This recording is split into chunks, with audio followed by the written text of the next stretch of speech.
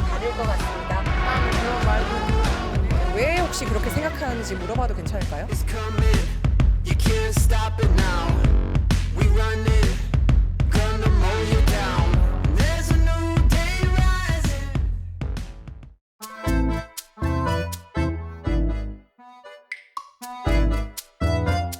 극소수라는 것에 대해서는 저도 동의를 합니다.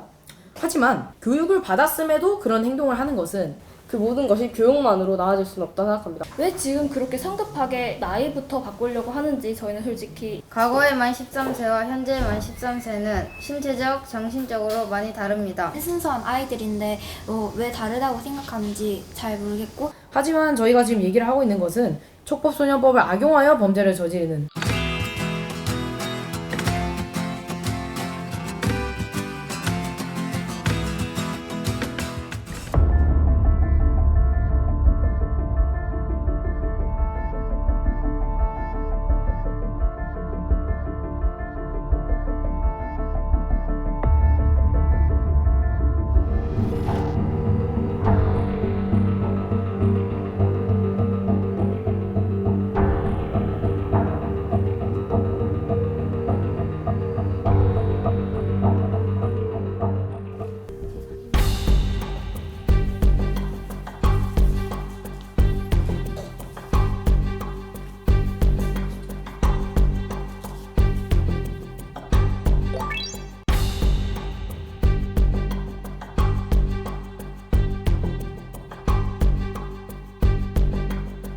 애초에 소년범죄의 첫 범행 나이가 13.9세이고 그 범행들이 소년 범죄가 성인 범죄로 이어지는 비율이 무려 67%에 이른다고 합니다.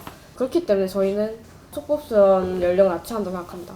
이제 소년법은 청소년들을 조금 더 바른 길로 끌고 가기 위해 세워진 건데 이제 악용하고 있다는 사실을 저희도 한 시민으로서 보면은 굉장히 화가 납니다.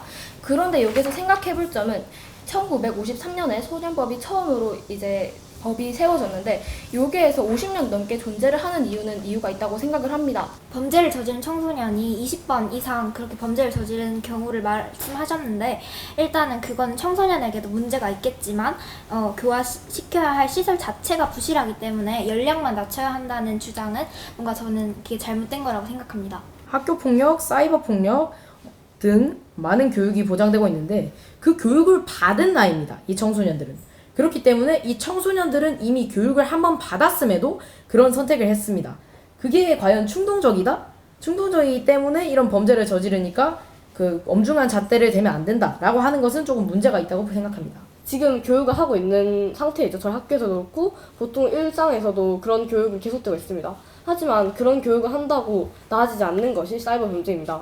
여러 가지 계획적인 범행이 많이 일어났다고 했는데 그런 것은 아주 극소수라고 생각이 됩니다. 계획적인 범죄가 극소수라고 하지만 그 발생률이 계속 증가하고 있습니다.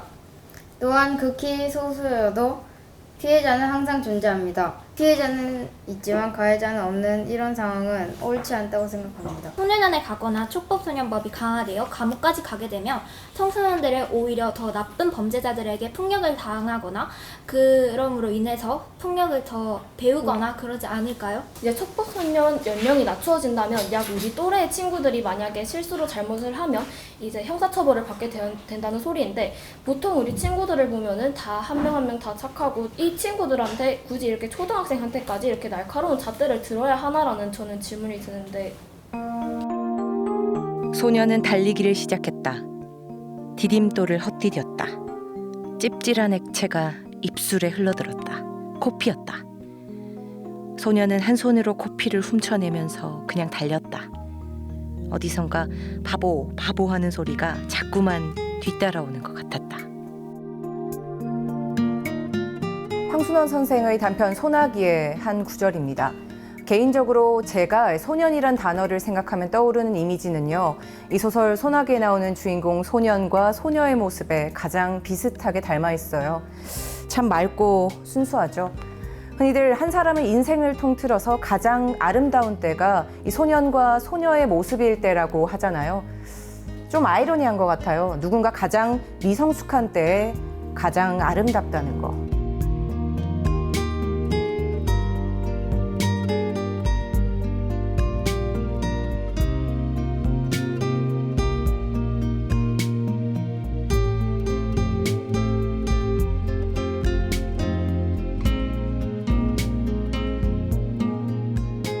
그런데 안타깝게도요, 이 찬란한 시절을 가리키는 말이 요즘엔 너무 무거운 말이 돼버렸습니다.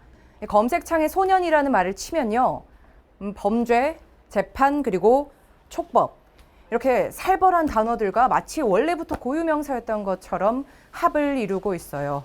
특히 이 촉법소년, 요즘 우리 사회에서 가장 핫한 이슈죠. 이 흉악하고 엄중한 소년 범죄가 늘어나면서 이 촉법소년의 연령을 낮춰야 한다는 목소리가 이미 대세를 이루고 있습니다. 참 어쩌다가 우리가 알고 있는 가장 순수한 단어가 이렇게까지 그 빛을 잃어버렸는지, 그리고 우리 사회가 그 대책으로 가리키고 있는 건 정말 최선의 방법인지. 박정희 이슈로드 오늘은 이 촉법소년 연령 하향 문제에 대해서 여러분들과 함께 고민해 보려고 합니다.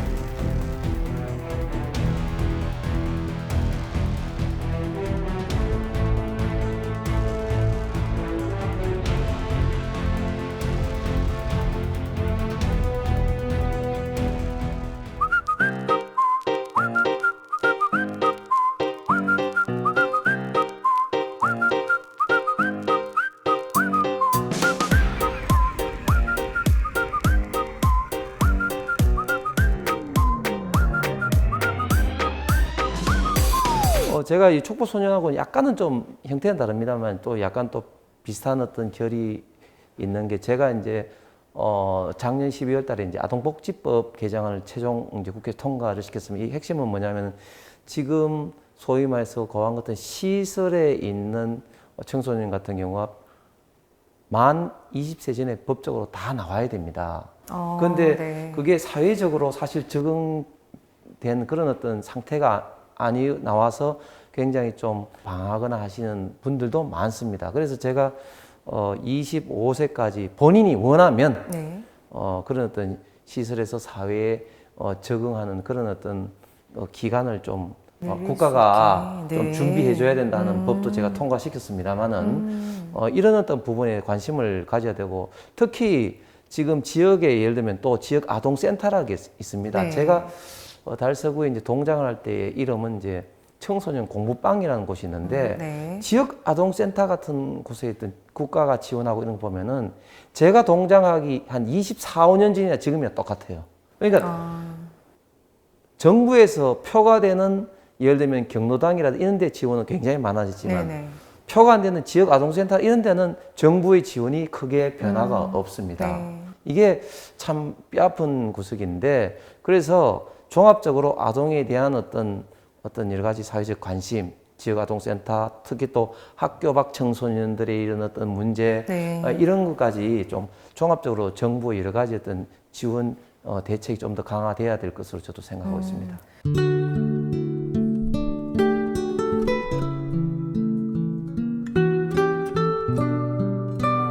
촉법소년이라는 이야기를 오늘 우리가 할 거지만, 이 12살, 13살 아이들이 대상이 되는 거잖아요. 그렇죠. 의원님의 12살, 13살은 어땠는지 좀 궁금하거든요. 어떤 소년이었어요? 진짜 오래된 옛날을 생각이 네. 드는데, 예, 저는 이제 시골에 살다가 12살 시절에 이제 대구로 이제 전학을 왔습니다. 그러다 보니까 아무래도 좀 낯선 환경에서 좀 어리버리도 하고, 또 때로는 또 겁도 많고 수줍음을 많이 타는 그 나이 대가 12살, 13살 때였던 것 같고, 때로는 또 신문도 배달하면서 좀 많은 어떤 어려움도 조금 알게 좀 되었던 그런 기억이 납니다. 그 약간 시대마다 반복되는 말이 있잖아요. 예. 아, 요즘 애들은 문제다. 요즘 애들은 좀 다르다. 그렇죠. 우리 때랑 다르다. 이런 그렇죠. 말 반복적으로 예, 나오는데 예. 지금 의원님이 느끼시는 12살, 13살 지금의 소년들은 그때랑은 좀 다를까요? 어떠세요? 어떻게 보세요? 일단 뭐 다른 면도 분명히 있는 것 같습니다. 첫 번째는 일단은 신체 사이즈도 많이 이제 달라졌고, 그다음에 이제 알 수 있는 정보도 뭐 인터넷이나 뭐 ICT 기술의 발달에 따라서 과거보다는 훨씬 많은 또 정보도 갖고 있죠. 네, 그렇죠. 뭐 그런 다른 면도 분명히 있지만 그러나 인간의 어떤 고유의 어떤 면에 있어서는 또 과거하고 별 차이 없는 어떻게 보면 진짜 여전히 애다 뭐 이런 어떤 동일한 점도 여전히 많이 갖고 있는 것 같습니다. 이 촉법소년 연령을 낮추자 이런 목소리가 뭐 어제 오늘 얘기는 사실 아닌 것 그렇습니다. 같아요. 예, 그렇죠? 예. 워낙에 오래 나왔던 얘기고 그런데 요즘 참 유난히 좀 뜨거운 것도 사실인 것 네. 같고요. 제 기억에도 뭐 여야를 막론하고 비슷한 취지의 법안 발의안들은 좀 기억이 나는데 네. 실제로 법안으로 개정되는 데까지는 미치지 못했던 이유는 좀 뭐라고 보세요? 일단 기본적으로 결국 그런 애들이 무슨 잘못이냐. 결국 이제 사회적으로 특히 또 부모들이 이제 잘못이 있는데 그거를 처벌을 그렇게 해서는 되겠느냐 하는 어떤 그런 우리나라 어떤 전통적인 사회적인 어떤 분위기가 좀 있었고 네. 또 그리고 또 과거부터 쭉 내려오는 그런 어떤 형사 체계상 과연 이것이 맞겠느냐 하는 그런 어떤 반론 뭐 그런 것들이 지금까지 촉법소년 연령 지금 하한을 못하게 하지 않았나 그런 좀 생각이 듭니다. 약간 임계점까지는 미치지 그렇습니다. 못했다는 그런 느낌이네요. 그렇습니다. 네. 지금의 어떤 여론은 그 임계점에 다다랐다고 보시나요? 최근에 이제 통계를 보면 촉법소년 대상자로 하는 범죄가 2017년도 7,400건에서 2021년도 4년 동안 한 50%가 넘습니다. 지금 한 통계적으로 보면 10,900건, 11,000건이 됩니다. 네. 통계적으로 50%나 4년 사이에 늘었는데 이 중에서 경찰청 자료에 따르면 상당수가 이 촉법소년 이 조항을 좀 악용을 해서 나는 이래도 전과 기록에 남지 않는다. 네. 만으로 14살 안 되면 사람 죽여도 감옥 안 간다던데.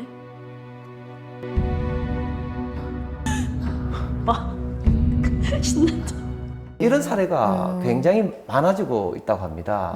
이제 그런 어떤 측면에서는 좀 경고 좀 조치로 좀 이렇게 하는 것이 좀 이렇게 증가 추세에 있는 어떤 소년 범죄를 좀 방지할 수 있지 않나. 여론조사에서도 국민들의 다수도 지금 현재 좀 찬성하는 분위기고 이번엔 좀 개정의 어떤 가능성은 저는 많다고 생각을 합니다. 정말 압도적인 이 연령 하한을 낮춰야 한다는 목소리가 많이 나오고 있는 건 사실인데요. 그래도 여전히 이제 반대의 입장도 있어요. 그렇죠? 지금의 반대 입장에서 좀 고민하고 우려하는 부분들에 대해서 저희가 좀 질문을 드려볼게요. 네. 그래서 이런 부분들도 어쨌든 사회적으로 수렴이 되어야 하는 그렇습니다. 여론이니까요. 그렇습니다. 네네. 예, 예. 우선 그 편하게 말하면 그 전과자만 늘리는 거 아니냐 네, 이런 네. 우려도 사실 네, 네. 많잖아요. 네, 네. 실익이 있겠냐, 예, 예, 이 아이들이 범죄 전과를 어린 나이부터 네, 네. 갖게 되는 사람은 늘게 하는 거 아니냐 이런 우려에 대해서는 좀 어떻게 답변하고 싶으세요? 분명히 이제 그런 우려가 있습니다. 지금 이제 범죄를 저지르게 됐을 때 촉법소년에 대해서는 소년원에서 있던 보호 조치를 이제 받게 되고 뭐 소년교도소나 성년교도소로 가지 않고 있습니다.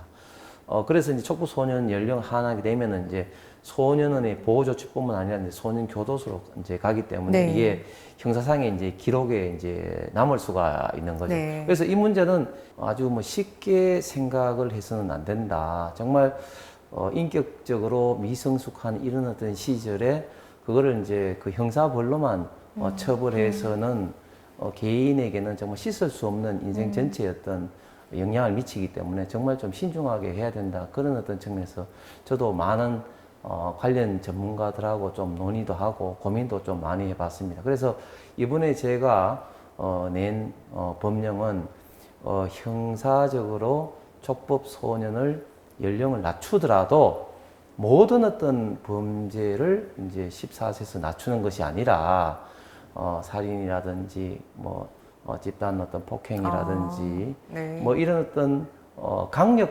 범죄에 국한해서만 촉법소년 연령을 좀 하나자는 취지로 또 형법 개정안을 내었습니다. 중대범죄로 제한해서 그렇습니다. 연령을 낮추자는 네, 네. 말씀이시네요. 그래서 지금 촉법소년 관련된 이제 관련된 규정이 형법 규정입니다. 형법. 네네. 그래서 형법을 이제 개정을 통해서 촉법 소년 연령을 한다는 게 저희 이제 내용이고 네. 좀 더 구체적으로는 전체 형사 관련된 연령이 아니라 중대 범죄에 국한되는 한해서 촉법 소년 연령을 지금의 만 14세에서 12세로 낮추는 그런 형법 개정안이 되겠습니다. 그리고 이 소년범으로 피고인석에 앉은 아이들이 정말 그 아이들만의 잘못으로 그 자리에 앉았느냐라는 고민을 우리 어른들이 좀 해야 되지 그렇습니다. 않느냐 이런 그렇습니다. 시각도 분명히 예. 있을 거예요. 그렇습니다. 그래서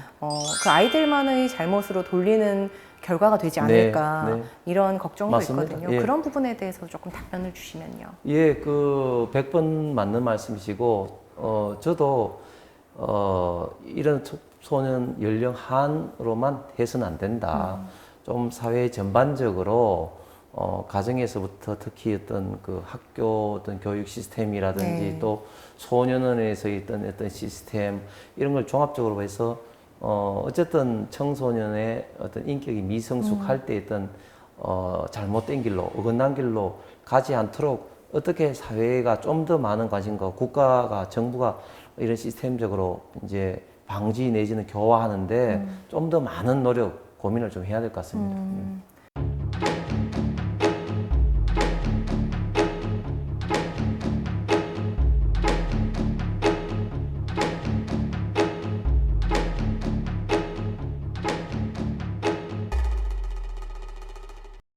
변호사님 오늘 재판 있으셨다고 했는데 혹시 소년부 재판이었나요? 아니요, 오늘은 소년부 재판은 아니고 일반 형사 재판이었습니다. 아, 네.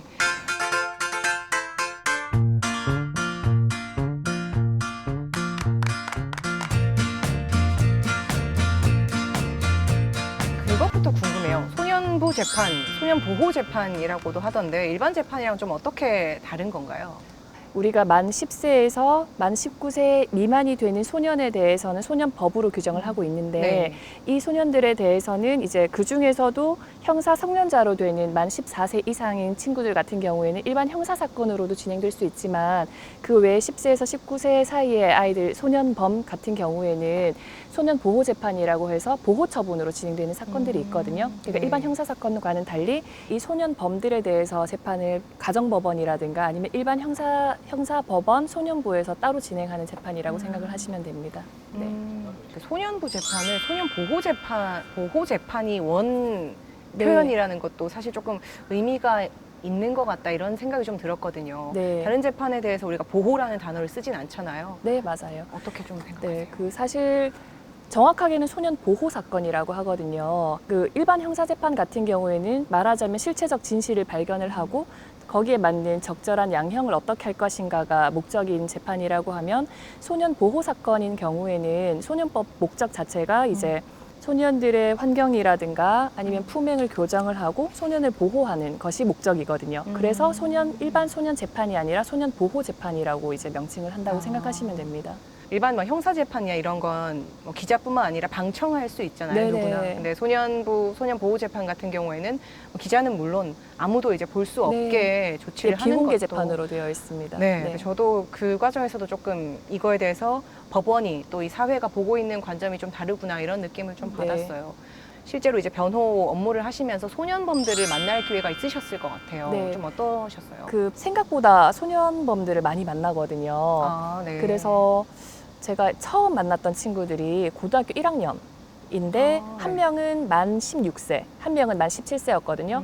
이미 한 명은 소년원 송치를 갔다가 와서 이제 말하자면 1년 끌어가지고 네. 이제 또래보다 한 살 많은 고등학교 네네네. 1학년 학생이었는데 이 친구들이 이제 두 명이서 귀금속 상가를 털었어요. 말하자면 네네. 이제 망치를 들고 유리를 깨고 이제 훔쳐가지고 긴급 체포가 돼서 이제 재판을 진행을 하고 구속까지 됐었거든요. 네. 그래서 제가 만나보면 물론 모든 가정 환경이 안 좋은 아이들이 다 나쁜 길로 빠지는 건 아니지만 가정에서부터 조금 이제 보호가 잘 안 됐던 친구들도 상당수 있어서 근데 부모님이랑 이야기를 해보면 아, 걔 그냥 구속시키세요 뭐 이렇게 이야기를 하신 분도 있어서 좀 안타까운 경우들이 좀 있더라고요. 네. 지금 촉법소년 이슈가 정말 네. 뜨겁잖아요. 그 촉법소년 기준이 된 연령을 하향하자 이게 사실 이 메인인데 그렇게 되면은 소년범 일반 소년 보호 재판이 아니라 일반 형사 재판으로 처분의 대상이 되는 소년범이 늘어난다가 되는 거잖아요. 좀 네, 그렇죠. 기존의 기준보다 더 네. 어린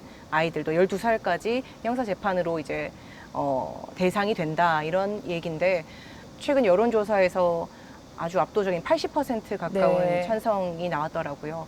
그리고 촉법 소년 연령을 낮추면 실제로 이 범죄를 예방하는 효과도 상당수가 있을 거라는 여론조사 결과가 많아요. 근데 그 부분에 대해서 실제로 현업에 계시면서는 좀 공감을 하시는지 궁금하거든요. 어쨌든 연령을 하한함으로써 아이들에게 주는 그 미래의 소년범들에게 준 경각심을 줄 수 있는 효과는 분명히 있을 거라는 생각을 하긴 하는데 네. 문제는 이제 그것만으로 근본적인 문제가 해결된다고 생각하지는 않거든요. 왜냐하면 12세로 낮췄다고 했을 때 12세로 낮춘다고 하더라도 우리 소년법에서는 성인과 동일하게 형을 선고하지는 못하거든요. 그러니까 네. 부정기형이라고 해서 그 일반 소년의 단기형과 장기형을 정하도록 되어 있어요. 그래서 일반적인 경우에 단기형은 5년까지, 장기형은 10년까지 이렇게 선고를 할 수가 있는데 또 예를 들어서 이 아이에게 단기 3년에 장기 5년을 선고를 했다. 그러면 3년 동안 일단은 무조건 이제 소년 교도소에 수감을 해야 되고 네. 그리고 3년 동안 모범적으로 살았다. 그러면 이제 5년까지 가지 않고 먼저 퇴소할 수 있게 이렇게 정해져 있는데 그럼 예를 들어서 12살 아이가 3년에 5년을 받았다. 그러면 이 아이는 나오면은 15살이거든요. 네. 그러면 15세일 때 이 아이들은 이미 주변에서 범죄자다, 제 교도소 갔다 오는데 이런 낙인이 다 찍혀 있을 것이고 또 또래와는 또 학습이 차이가 날 수밖에 없잖아요. 네, 뭐 네. 학습이라든가 여러 가지 것들이. 그러니까 사회에 적응하는 게 사실은 어떻게 보면 더 어려워질 수도 있고 그러면 이 아이가 나중에 사회에 적응해서 올바로 살아가는 것보다는 범죄에 노출되는 경우가 더 많아질 수도 있기 때문에 그것만으로는 조금 근본적인 문제 해결은 어렵지 않겠나 이런 생각이 들고 그러면 이제 보호 처분 자체를 강화해야 되는 게 아닌가 이런 생각을 저는 하는 거죠.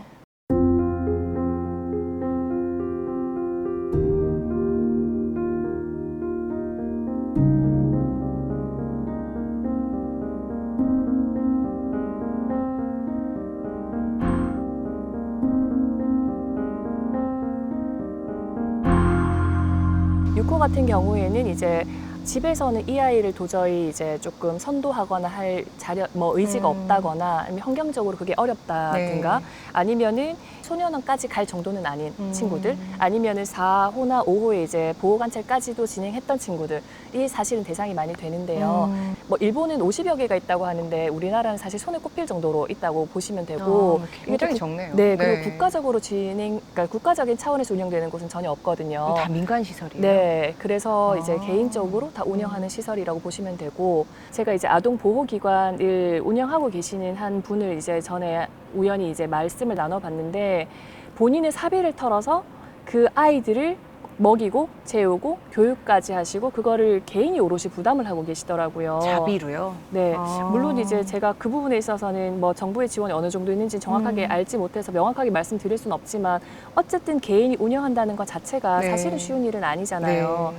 그래서 그런 부분에 대해서 정부라든가 지자체 차원에서 조금 전적인 지원이 있거나 아니면은 정부나 지자체 차원으로 운영이 되는 기관이 좀 있으면 좋겠고 또 이제 아이들이 정말 교화되고 교육받을 수 있고 선도될 수 있도록 전문적이거나 체계적인 프로그램을 좀 지원할 수 있으면 좋겠다 이런 생각이 들긴 하더라고요.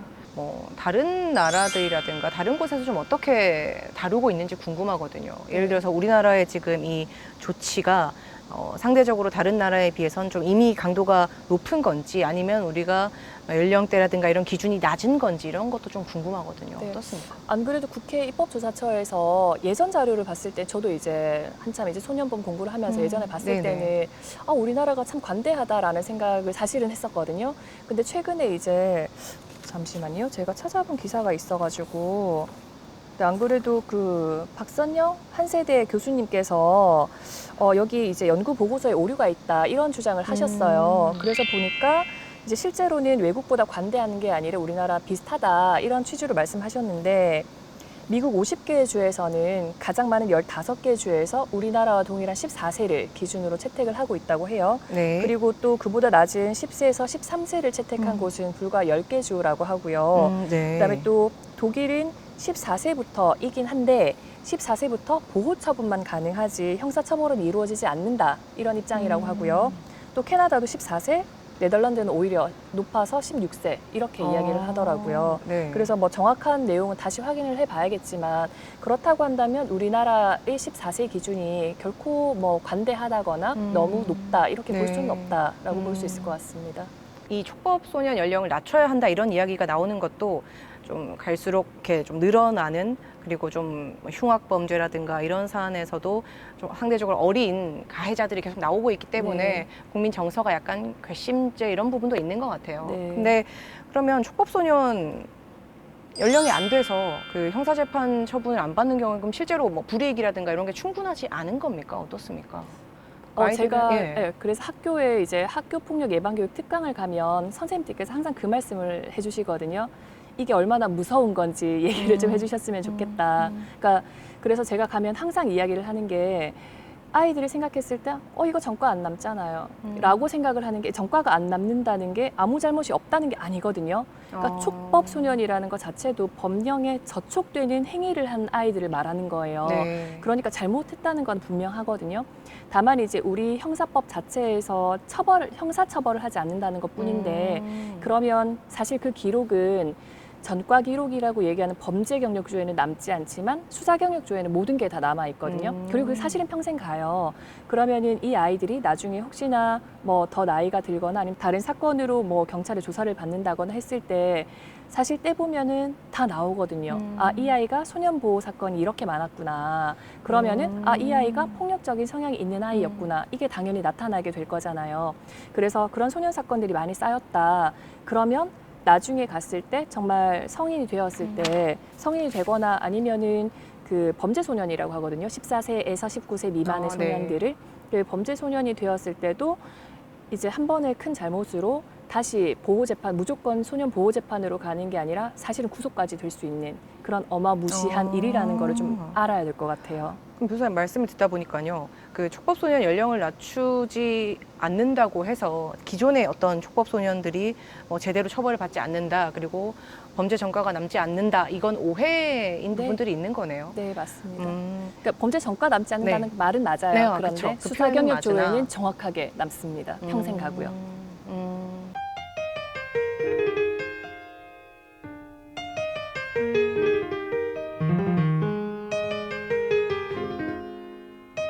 나라의 발전만큼 학생도 발전하고 그에 의해서 소년법, 이 법도 발전해야 한다고 저는 생각합니다.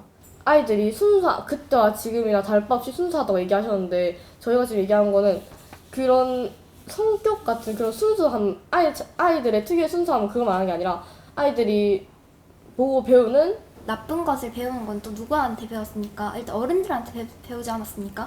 그러니까 일단 어른들부터 고쳐야지 아이들도 고쳐질 것 같다고 생각합니다. 청소년 시절에는 뭐 사회적인 어떤 선생님들이라든지 이런 역할도 물론 이제 중요합니다만은 일단 가장 중요한 것은 가정 내에 있었던 교육, 아버님, 어머님이 인생의 가장 중요한 또 선생님이고 역할을 이제 하셔야 되기 때문에 그런 가정적인 입장이 굉장히 사실은 좀 중요하고 그것들이 결국은 다 사회적으로 이렇게 연결되는 것이 아닌가 좀 생각이 듭니다. 흑역사인데요. 제가 12살 때 사진입니다. 앞서 만났던 최지연 변호사가 12살 때 사진입니다. 참 잘 컸죠? 저처럼, 이분들처럼, 그리고 여러분들처럼 지금의 소년들이 잘 컸으면 좋겠습니다. 아이 한 명을 키우는 데는 온 마을이 필요하다는 말이 있습니다. 내 아이, 남의 아이 할 거 없이 우리 모두가 아이들을 잘 키워내야 하는 의무가 있다는 말일 겁니다. 사실 촉법소년 연령을 낮추는데 찬성한다, 반대한다, 정답은 없을 겁니다. 하지만 이거 한 가지는 확실합니다. 이런 고민들이 치열하게 계속되고 그리고 우리 아이들이 살아가는 현실이 점점 더 나아져야 한다는 거. 이 역할은 분명히 우리 어른들의 몫일 겁니다.